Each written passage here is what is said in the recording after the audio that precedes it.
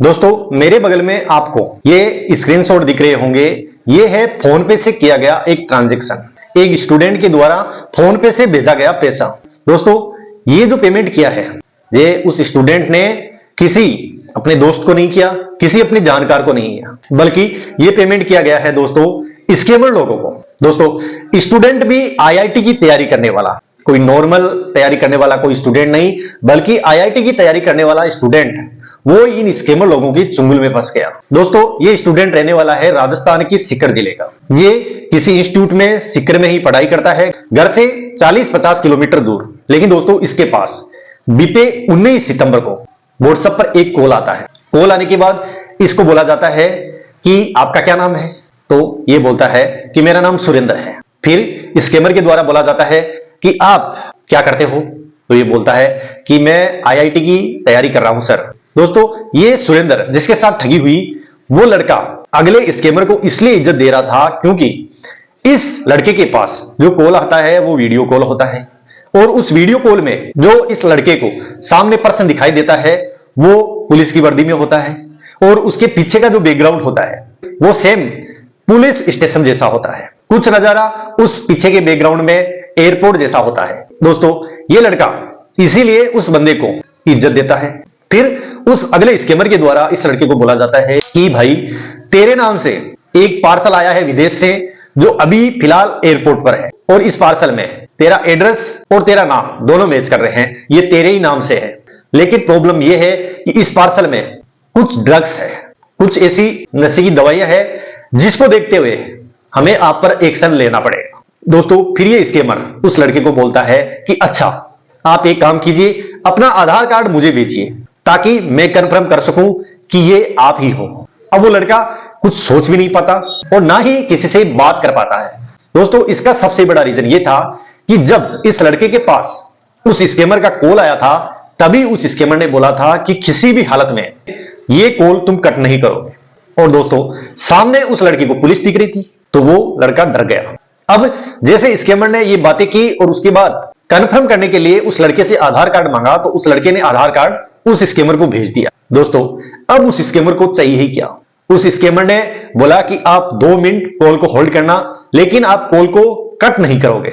लड़का बोला ठीक है सर आप कंफर्म कीजिए, और साथ में लड़का यह भी बोलता है उस स्कैमर को कि सर आपको कुछ गलतफहमी हुई है क्योंकि मेरा कोई जानकार विदेश में नहीं रहता और ना ही मैं किसी अदर पर्सन को जानता हूं जो विदेश में रहता हो और मेरे नाम से कोई सामान विदेश से मेरे पास भेजता हो। दोस्तों स्कैमर बोलता है कि बस 2 मिनट कॉल को आप होल्ड रखिए, मैं कंफर्म करता हूं। दोस्तों अब यहां उस स्कैमर को चाहिए क्या, और जब लड़के ने आधार कार्ड भेज दिया तो अब उसको क्या चाहिए, वो आसानी से उसको डरा धमका के ठगी करने वाला है ही। अब उस स्कैमर ने क्या किया, उसके पास उस लड़के का आधार आ गया तो उसने 2 ही मिनट में उस लड़के के नाम से एक वारंट पेपर पर टाइप कर दिया, क्योंकि स्कैमर को उसका आधार कार्ड मिल गया था, नाम पता आधार नंबर और उसका एड्रेस पिताजी का नाम सब कुछ मिल गया था। 2 मिनट बाद वो स्कैमर उस फर्जी वारंट को उस लड़के के पास व्हाट्सएप पर भेजता है और उस लड़के को बोलता है कि तेरी जिंदगी तो खराब हो गई क्योंकि ये कंफर्म हो गया कि तेरे ही नाम से ये पार्सल आया है और इसमें ड्रग्स जैसी चीजें शामिल है। तेरा जो आईआईटी में सिलेक्शन का सपना है, बाकी अदर कोई गवर्नमेंट जॉब का सपना है, वो तो यही कंप्लीट हो गया, तू तो गया। तब लड़का बोलता है ये हो ही नहीं सकता कि मेरे नाम से कोई कुछ ऐसी चीज भेजे जिससे मैं फंस सकूं।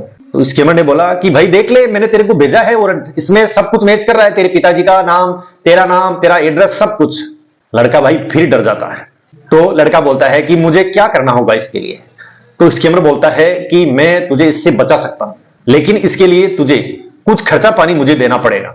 मैं ये जो तेरे नाम से वारंट है इसको किसी दूसरे के नाम पर डाल दूंगा तो तू बच जाएगा।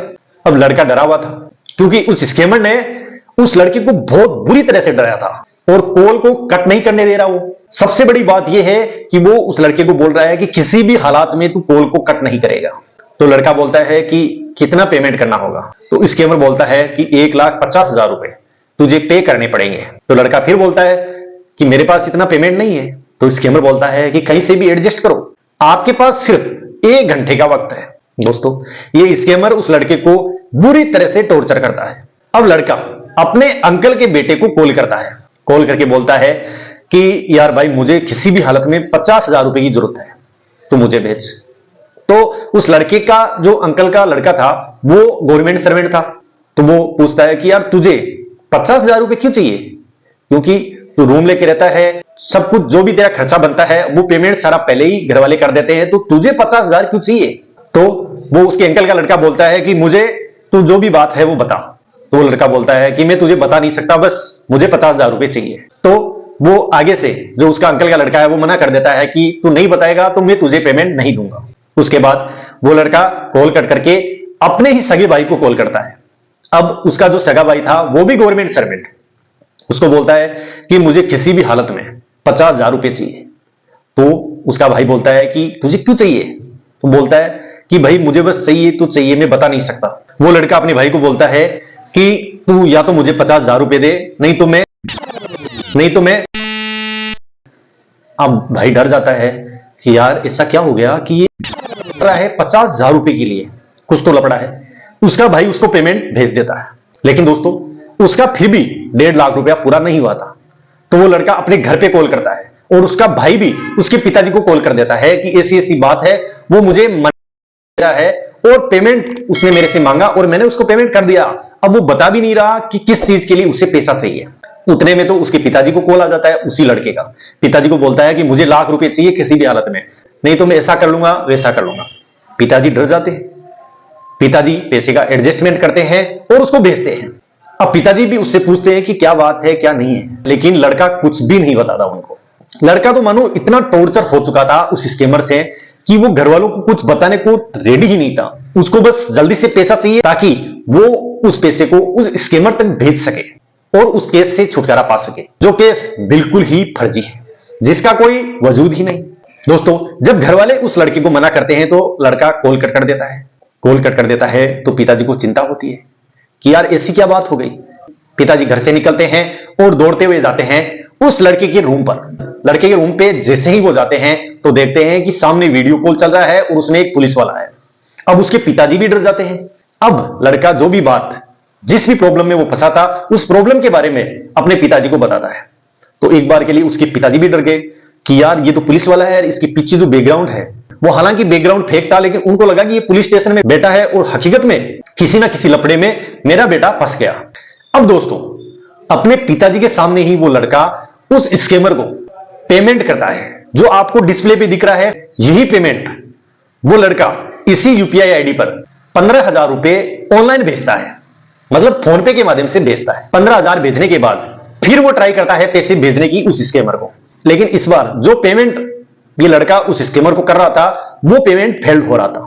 दोस्तों उसका भी कारण था कि ये जो स्कैमर यूपीआई आईडी इस्तेमाल कर रहा था ये कहीं ना कहीं पहले भी किसी साइबर फ्रॉड में शामिल हो चुकी थी। तो इस पर किसी ने कंप्लेन दर्ज कराई होगी और उसी कंप्लेन का ये नतीजा था कि उस पर एक बार तो पेमेंट हो गया, लेकिन दोबारा उस यूपीआई आईडी पर पेमेंट नहीं हुआ। दोस्तों उसके बाद इस लड़के का जो पिता है वो अपने दूसरे बेटे को कॉल करता है और अपने दूसरे बेटे को बोलता है कि यार ऐसा ऐसा लफड़ा है।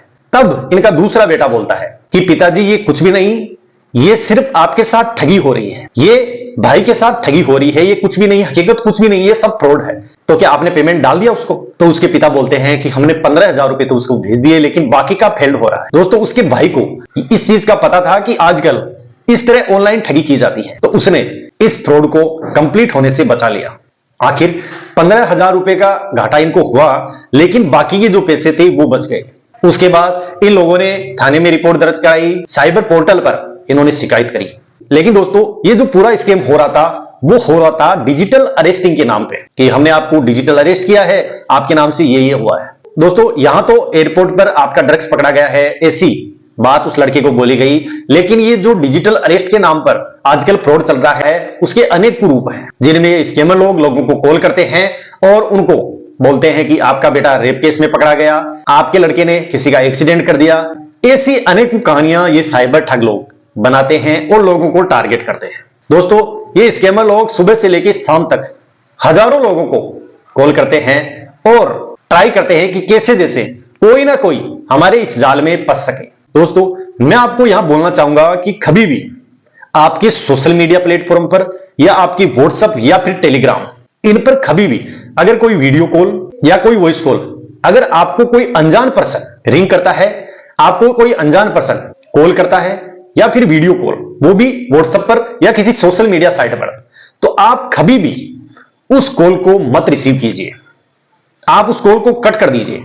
कट करने के बाद आप उस नंबर को उठाइए और अपन जैसे नॉर्मली कॉल करते हैं वैसे उस नंबर पर कॉल लगाइए।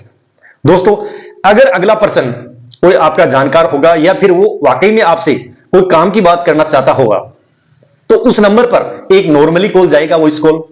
और अगर कोई फ्रॉड होगा तो उस पर नॉर्मल कॉल कभी भी नहीं जाएगा। और मान लो कि कोई ऐसे स्कैम में फंस भी गया, तो उसके बाद क्या? तो दोस्तों, इसके लिए आपको साइबर हेल्पलाइन नंबर है 1930, उस पर कॉल करके अपनी जो भी शिकायत है उसको दर्ज कराना है। या फिर आप एक गवर्नमेंट का पोर्टल है cybercrime.government.in, इस पर भी आप अपनी कंप्लेंट दर्ज करा सकते हो। लेकिन मैं ये कहूंगा कि आपको इन सब स्कैम्स के बारे में पता होना चाहिए, जागरूकता होनी चाहिए, ताकि आपको कभी ऐसी प्रॉब्लम का सामना करना ही ना पड़े। दोस्तों, आपको कोई भी कितना ही धमकाए, लेकिन आप उसको हमेशा नॉर्मल लेना। आपको उस पर ज्यादा ध्यान देना ही नहीं है।